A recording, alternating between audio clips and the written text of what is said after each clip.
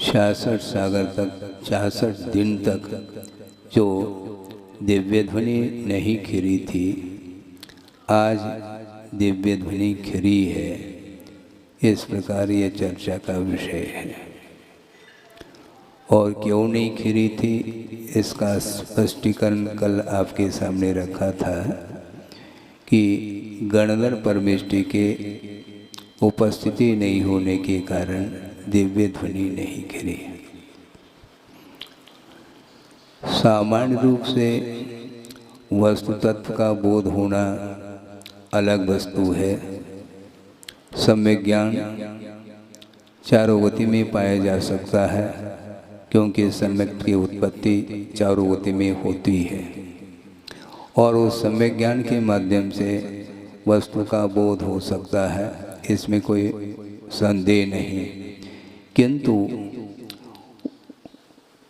वस्तु तत्व की जो विराटता है, जो गूढ़ता है, जो सूक्ष्मता है, उसका स्पष्टीकरण करने के लिए गणधर परमेष्टि की आवश्यकता पड़ती है। द्वादशांग की रचना गणधर परमेष्टि ही करते हैं। वे श्रुत केवली माने जाते हैं। श्रुत केवली अन्य भी हो सकते हैं समोषण में, किंतु गणधर पद ये अपने आप में सर्वोच्च पद माना जाता है। और भी प्रतिगणधरों की भी व्यवस्था होती है, वो अलग है, किंतु जो प्रमुख गणधर के रूप में स्वीकार करते हैं गौतम स्वामी के लिए।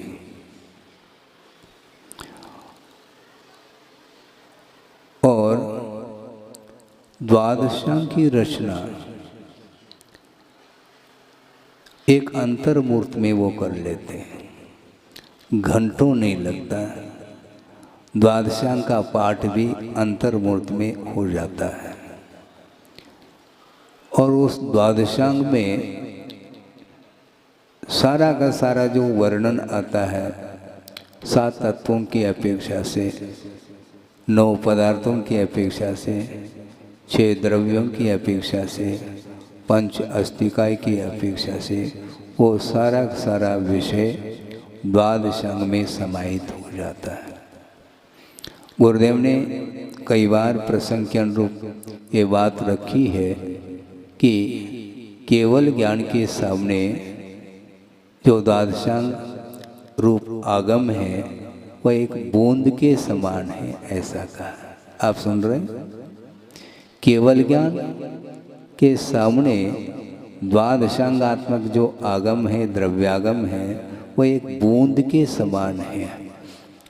गुरुदेव ने उपमा दी थी कि वर्तमान में जैन सिद्धांत प्रवेशिका आपने उन्हें पढ़ी हो, गोपाल दास जी बरैया पंडित जी हुए, उन्होंने उसका निर्माण किया। और वह जैन सिद्धांत प्रवेशिका षटखंड आगम के सामने बूंद के समान है। उसी प्रकार द्वादशांग के सामने षटखंड आगम भी बूंद के समान है। और द्वादशांग पूरा पूरा जो सकल श्रुत है वह केवल ज्ञान के सामने वो बूंद के समान है। क्योंकि श्रुत ज्ञान के माध्यम से और मति ज्ञान के माध्यम से पदार्थ का जो बोध होता है वह सर्वांगीण नहीं होता।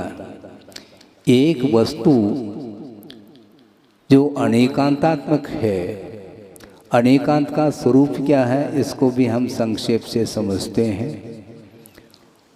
और यह पंक्ति आगम में मिलती है कि अनेके अंताः धर्माः यस्मिन् वस्तुनि वर्तन्ते स अनेकांत।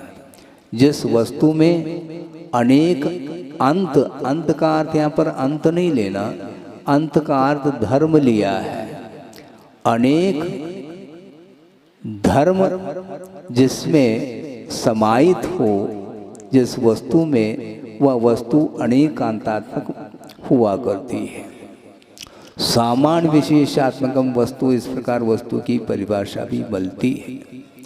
तो वह एक वस्तु के अंदर गुण और पर्यायों की अपेक्षा से अनंतता समाहित है और ऐसे अनंतानंत पदार्थों को जानने की क्षमता, जो कि वह पदार्थ मूर्तात्मक भी है, चेतनात्मक भी है, उन सभी पदार्थों को, अनंतानंत पदार्थों को और उन पदार्थों के अंतर्गत जो अनंत गुण और अनंत पर्याय हैं, इन सबको एक साथ एक समय में केवल ज्ञान के माध्यम से पदार्थ जानने में आता है।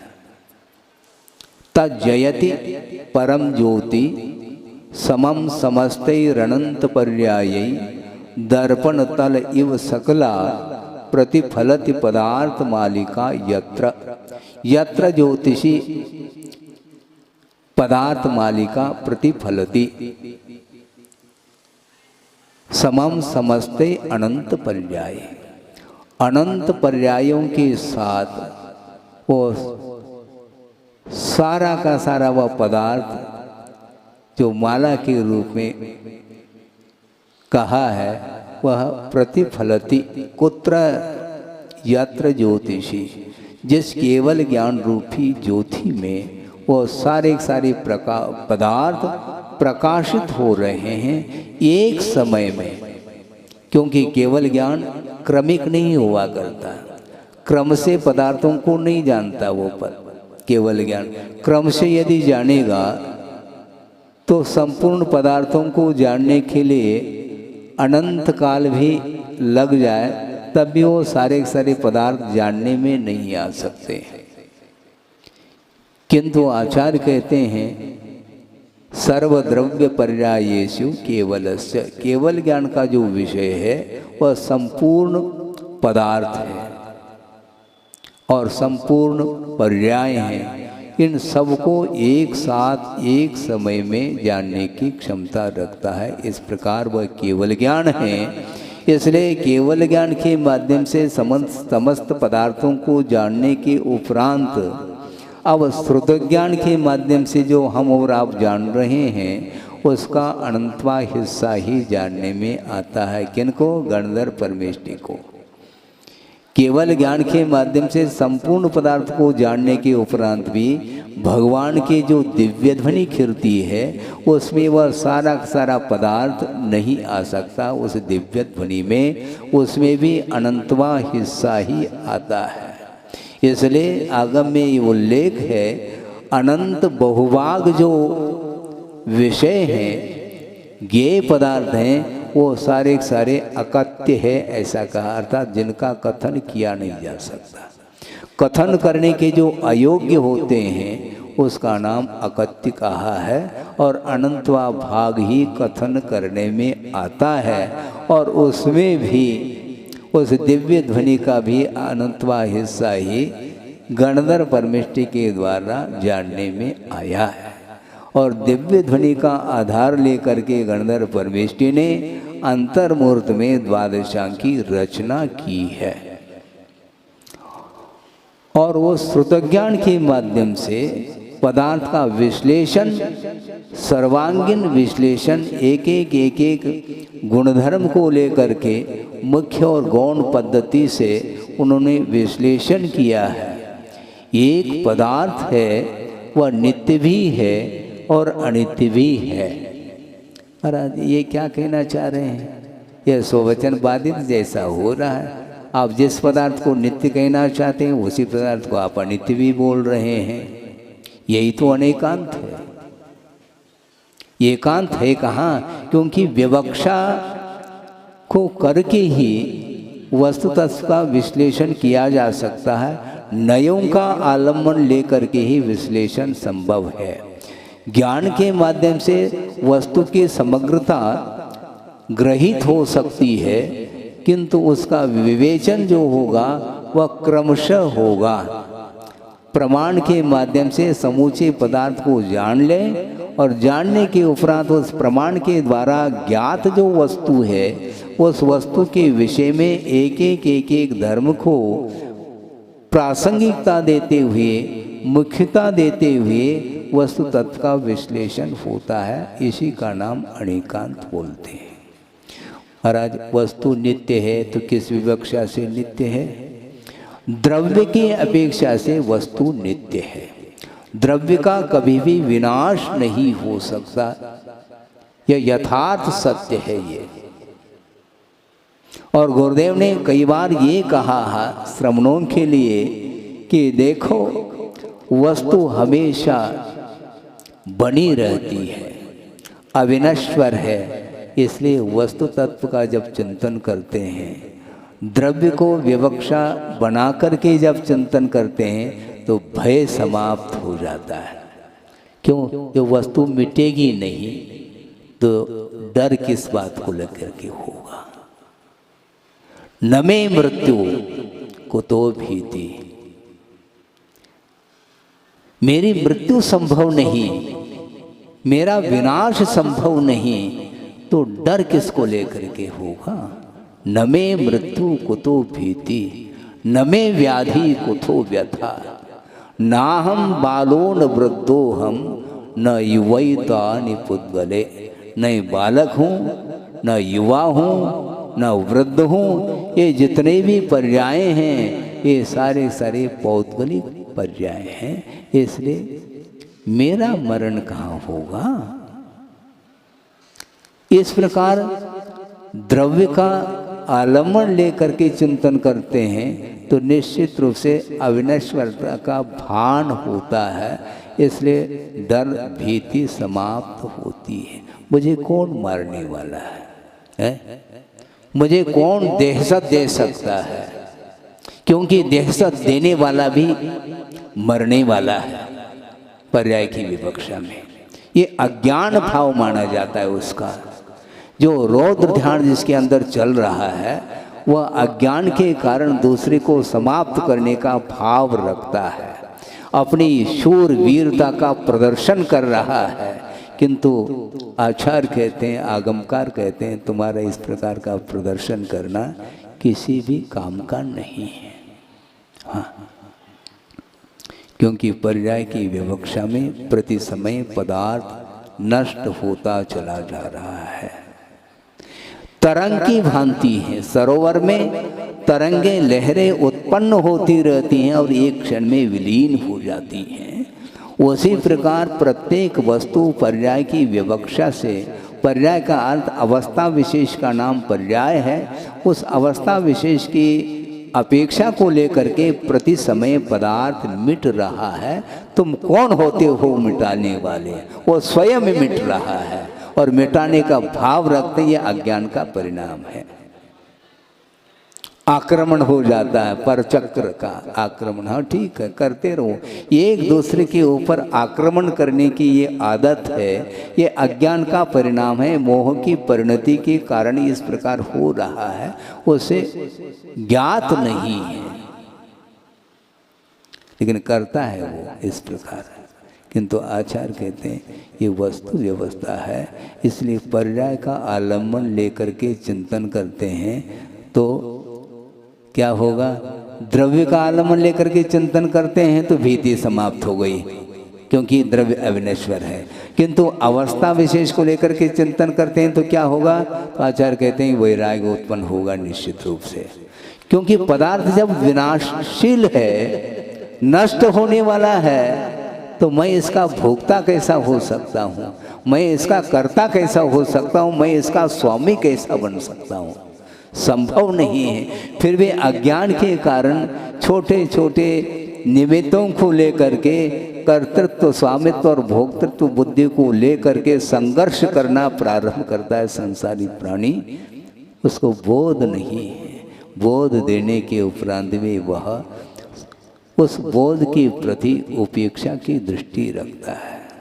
कहे सीख गुरु करुणाधार, करुणा को धारण करके शिक्षा दे रहे हैं, देशना दे रहे हैं आचार्य, किंतु उसकी आंखें खुल नहीं पा रही है।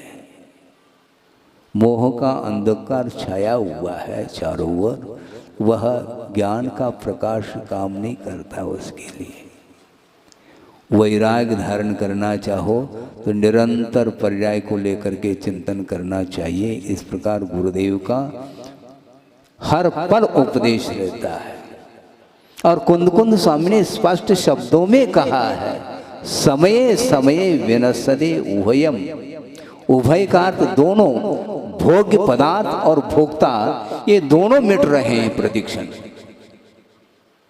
फिर भी भोक्तृत्व भाव बना रखता है, मैं इसका भोक्ता हूँ। षटखंड अधिपति, हाँ रखो तुम अधिपति हैं।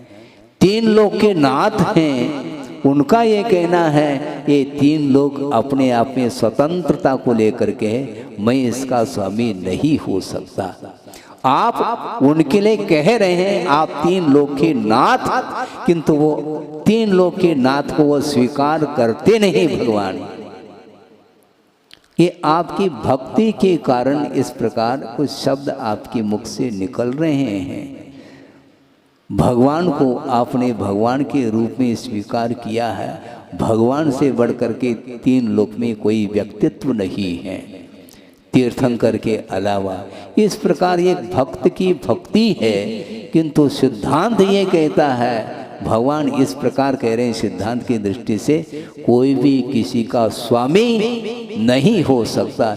यदि होता है तो स्वयं का ही स्वयं स्वामी होता है, पर का नहीं हो सकता।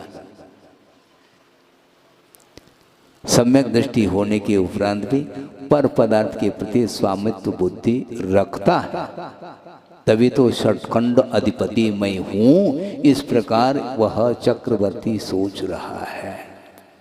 कितने 60,000 वर्ष हैं?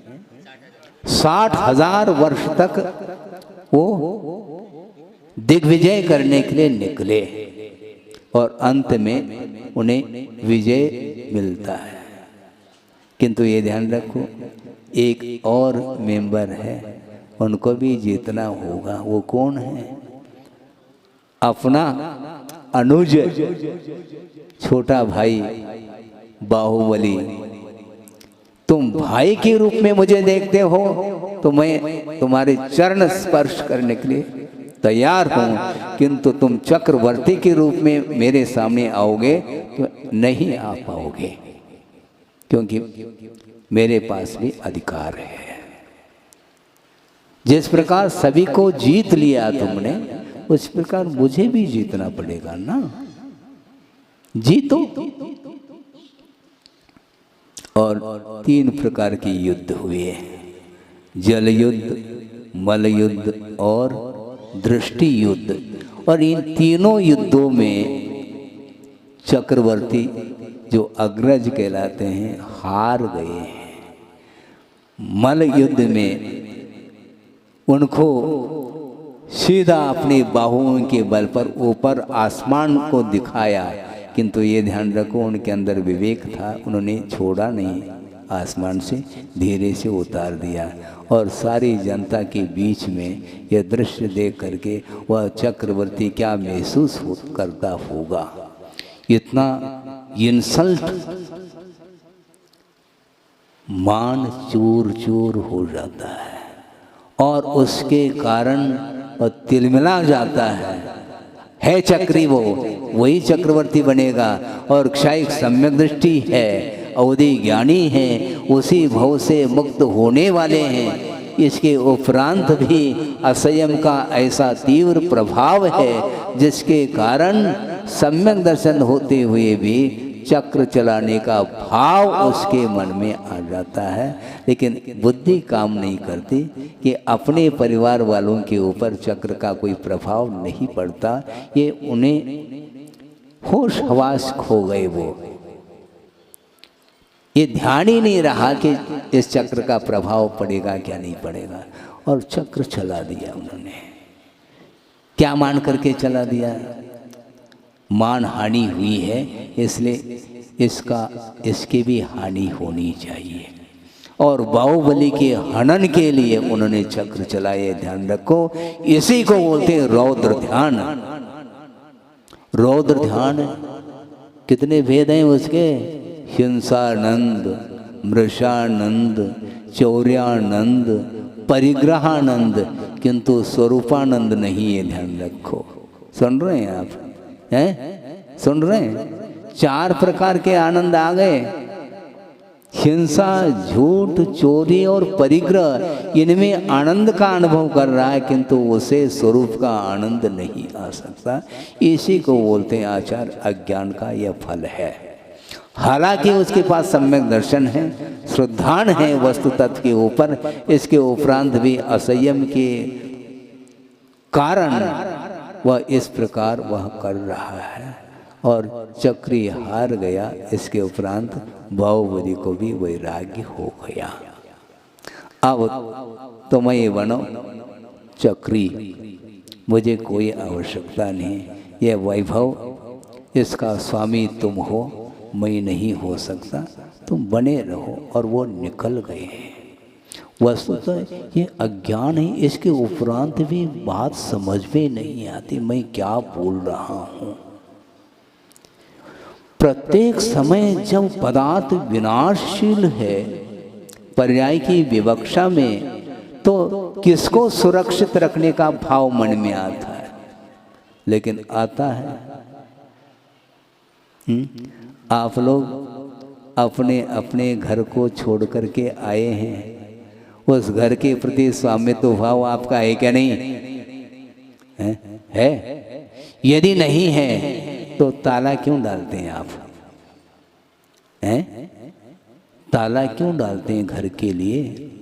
अलीगढ़ कंपनी का है? ऐसे बोलते थे गुरुदेव, हैं? अलीगढ़ कंपनी का ताला डालो और चाबी अपने पास रखो। हैं? बहुत कठिन होता है, फिर भी कहो कि मेरा पर पदार्थ के प्रति कोई स्वामित्व भाव नहीं है, संभव नहीं है। इसलिए आज श्रावणवरी प्रतिपदा के दिन दिव्य ध्वनि खिरी और उसका विश्लेषण गणधर परमेष्टि आसीन है प्रभु के चरणों में, और वे दिव्य ध्वनि का आलम्बन लेकर के द्वादशांग की रचना की है और समय समय पर उसका विश्लेषण वो करते चले जाते हैं। इसके उपरांत भी उनके अंदर कोई भी मद नहीं है, हैं? श्रुत केवली हो गए फिर भी मद नहीं है। द्वादशांग की पाठी है, इसके उपरांत भी मद नहीं, जबकि द्वादशांग की पाठी इंद्र भी हुआ करता है, किंतु इंद्र को श्रुत केवली की संज्ञा नहीं मिलती, न उनको गणधर पद मिल सकता है, क्योंकि असंयम की भूमिका में द्वादशांग का क्षोभम, श्रुत ज्ञान का क्षोभम हो सकता है, होता है, इसमें कोई बाधा नहीं। जो अहमिंद्र होते हैं सर्वार सिद्धि आदि के, उनके पास भी द्वादशांग क्षोभमात्मक ज्ञान रहता है। इसके उपरांत भी उनके पास संयम नहीं है। ये संयम का परिणाम है। संयम के बिना मात्र ज्ञान के माध्यम से प्रभावना नहीं होती। यदि ज्ञान के माध्यम से प्रभावना होती तो मैं ये पूछना चाहता हूँ, वृषभनाथ भगवान युग के आदि में हुए और उनकी उम्र कितनी थी? 84 लाख पूर्व की थी। इसके उपरांत भी 83 लाख पूर्व तक कहाँ पर रहे? महल में रहे, हवेली। हाँ। क्यों? सम्य ज्ञान नहीं था उनके पास, था शायद सम्यक भी था, वैभव था, सब कुछ था, किंतु वैराग्य हो तब।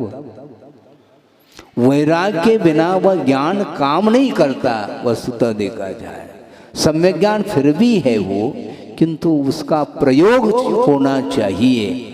क्षोभम होना अलग वस्तु, वो किंतु क्षोभम प्राप्त जो ज्ञान है उसका प्रयोग करना चाहिए। प्रयोग के लिए ज्ञान है। निरंतर अध्ययन करो। क्या करोगे अध्ययन करके? एक सज्जन आए गुरुदेव के पास, उन्होंने कहा कि महाराज हमारी बहुत दिन की भावना रही है कि स्वाध्याय की भावना मेरी बहुत रुचि है, इसलिए कहाँ से मैं स्वाध्याय प्रारंभ करूं? इस प्रकार उन्होंने गुरुदेव के सामने अपने विचार रखे। तो गुरुदेव ने उत्तर दिया। वो उत्तर सीधा नहीं देते, वो प्रति प्रश्न के रूप में उन्होंने प्रति प्रश्न किया गुरुदेव ने।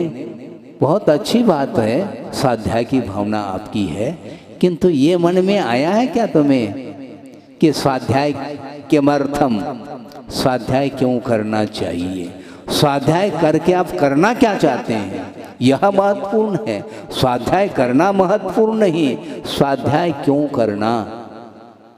देव वंदना करना महत्वपूर्ण नहीं, देव वंदना क्यों करना, किस उद्देश्य को लेकर के करना, यह महत्वपूर्ण है।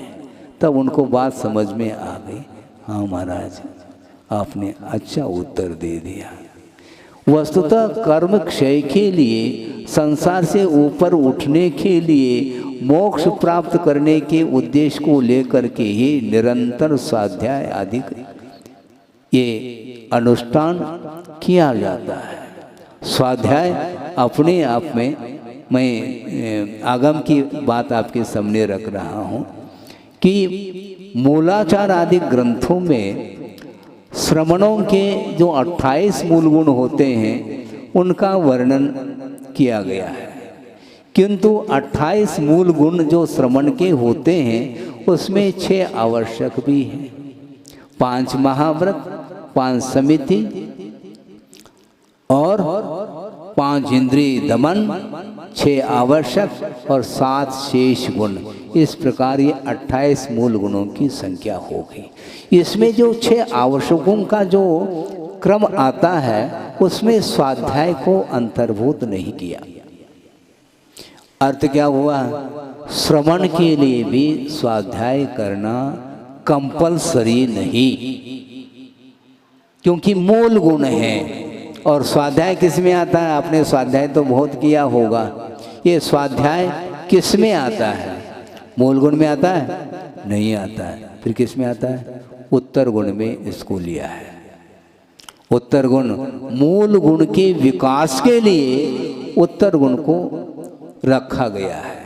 और उत्तर गुण में जो स्वाध्याय है वह 12 प्रकार की जो तप है उसमें 6 बाह्य तप और 6 अंतरंग तप है। वो 6 अंतरंग तप के भीतर वह स्वाध्याय को स्वीकार किया है। आपके पास कौन सा तप है, मुझे बोलो, आपके पास कौन सा गुण है? 28 गुण मूल गुण है जो कंपलसरी नहीं है, तो ऑप्शनल सब्जेक्ट उस और क्यों ध्यान जा रहा है आपका? स्वाध्यायम परमम तप, स्वाध्यायम परमम तप, ये कहा है ना महाराज, कहा तो है, किसके लिए कहा है? वस्तुतः श्रावक के लिए, श्रावक की योग्य जो चर्या है उस चर्या का पालन तो न करे और सुबह होते ही समय सार का स्वाध्याय करना प्रारंभ कर दे, तो आचार्य कहते हैं ये ठीक नहीं है। क्योंकि तुम श्रावक हो, श्रावक के योग्य जो आवश्यक हैं धर्म, उनका पालन करना चाहिए। मूलाचार के बिना, यानी मूलाचार के अनुरूप चर्या का अनुपालन किए बिना जो समय सार का स्वाध्याय करता है वह श्रवण के लिए भी योग्य नहीं है। पहले आचार्य कहते हैं मूलाचार के अनुरूप चर्या का पालन करो, दीक्षित हो जाओ, दिगंबरत्व को अंगीकार करो, और दिगंबरत्व को अंगीकार कर लिया। मूलाचार के अनुरूप चर्या का पालन करते करते काफ़ी समय हो गया, हाँ ठीक है, अब मूलाचार रटो नहीं बार बार, अब समय सार की ओर आ जाओ। हाँ, क्योंकि केवल ज्ञान यदि तुम प्राप्त करना चाहते हो तो साक्षात केवल ज्ञान के लिए यदि कोई कारण है तो वह शुद्धोपयोग है, और उस शुद्धोपयोग को प्राप्त करने के लिए समय सार का स्वाद लेना चाहिए। और गृहस्थ अवस्था में न शुद्धोपयोग है, न रत्नत्रय है, कुछ भी नहीं है, फिर भी वह रात दिन समय सार की चर्चा करता है। निषेध नहीं कर रहा हूँ, किंतु वस्तुतः जो नर्सरी का छात्र है, सुन रहे हैं आप, नर्सरी का छात्र है अथवा LKG UKG में है अथवा फर्स्ट में पहुंच गया है, फर्स्ट पोजीशन से नहीं, पहली कक्षा में पहुंचा है, तो उसके हाथ में यदि यमे की किताब दे दिया जाए अच्छा लगता है? महाराज पढ़ लेगा ना वो भी, क्योंकि वो भी ABCD जानता है, वर्णमाला अल्फ़ाबेट उसको भी तो आता है, पहली कक्षा में पहुंचा है तो अनार का ये सब जानता है वो। इस प्रकार यमे के कक्षा में भी और क्या है, उसमें भी तो किताब में आ ई ऊ ये स्वर ही तो मिलेंगे हैं, 14 स्वर और 33 व्यंजन, इसके माध्यम से तो वह किताब बनी है, इसलिए पढ़ने लग जाए ठीक नहीं। अक्षर पढ़ना अलग वस्तु, उसका जो मीनिंग है, अर्थ है, उस अर्थ को लगाना बहुत कठिन होता है, इसलिए एक एक कक्षा को पार करता हुआ वह यमे की कक्षा में पहुंच जाता है। उसी प्रकार श्रावक को भी ये चाहिए कि सर्वप्रथम अष्टमूल गुणों का पालन करे, इसके बाद धीरे धीरे धीरे श्रावकाचार के अनुरूप अनुव्रतों का, प्रतिमाओं का भी पालन करने के लिए पुरुषार्थ करे, क्योंकि श्रावक की यही भूमिका है।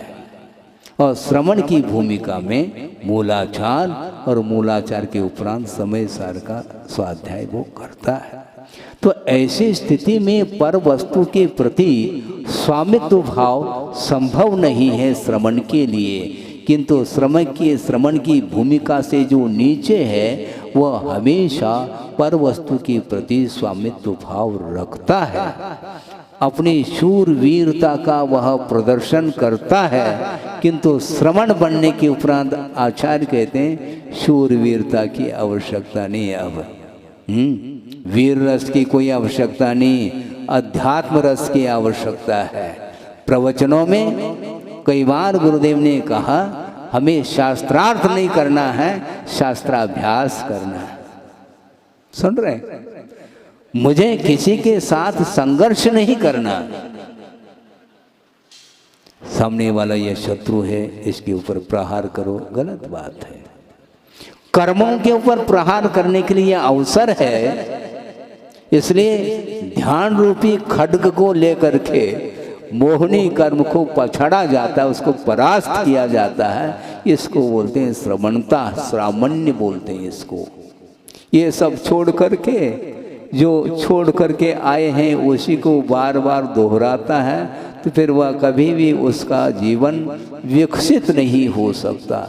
श्रवण पद को अंगीकार करने के उपरांत भी अतीत की ओर जिसकी दृष्टि जाती है और बार बार सामने वाले के प्रति परास्त करने का भाव यदि आता है, तो आचार्य कहते हैं देखो ये दुर्लभ जो अवसर है तुम खो रहे हो। धर्म ध्यान बहुत दुर्लभ है, ये ध्यान रखना है।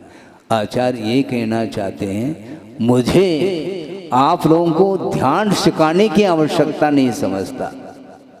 फिर कैसे ध्यान करेंगे महाराज? आप ध्यानी हैं। अच्छा, हम भी ध्यानी हाँ है। धर्म ध्यान कमजोर हो सकता है, लेकिन आध्यान रोध ध्यान बहुत बलवान है, वो अनंत काल से वो छूट ही नहीं पा रहा है। प्रत्येक समय संसारी प्राणी आध्यान रोध ध्यान में डूबा हुआ है, इसलिए उससे ऊपर उठाने के लिए आचार्य कहते हैं कम से कम तुम धर्म ध्यान का स्वरूप समझना चाहो तो धर्म ध्यान का स्वरूप न समझो, किंतु एक बार ध्यान रौद्र ध्यान का स्वरूप पकड़ में आना चाहिए, क्योंकि ध्यान रौद्र ध्यान संसार के लिए हेतुभूत है और धर्म ध्यान सुकुल ध्यान मोक्ष के लिए कारण है, ऐसा कहा है। तो इसलिए यह स्वर्णिम अवसर है, मनुष्य पर्याय मिली है, इसके माध्यम से वह मोक्ष तक पहुंच सकता है। मनुष्य गति एक ऐसी गति है जिस गति से वह पुनः मनुष्य गति को भी प्राप्त कर सकता है और मनुष्य से देवगति को भी प्राप्त कर सकता है, नारकी भी हो सकता है, तिर्यंश भी बन सकता है, एक इंद्रिय आदि क्षुद्र पर्याय को भी प्राप्त कर सकता है और चाहो तो मोक्ष को भी प्राप्त कर सकता है। As you like.